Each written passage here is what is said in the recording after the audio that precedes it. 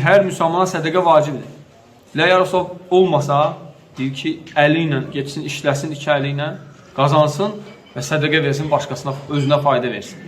Deyir ki, onu da bacarmasa və yaxud etməsə, onda deyir, ehtiyac sahibinə yardım eləsin. Gözləyən ehtiyac sahibi, o qədər ehtiyac sahibi var. Səni gözləyir, yardım eləyəsən. Hər tərəfli. Həm fiziki, yəni orada təbii ki, puldan söhbət getmir, çünki pul deyib bacarmasa, söhbət fiziki gedir. Yəni, ehtiyacı olan insan var, yardım el, əlindən tut. Yolda qalan, müsafir və s. Ehtiyac sahibi, qoca insan ola bilər, xəstə insan ola bilər, nasıl işinə yardım edə bilərsən.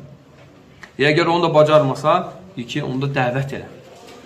Deyir, onu da bacarmasan, xeyrə çağır, yəni insanlara dəvət elə. Əgər onu da bacarmasan, deyir, heç olmasa şərdən uzaq ol.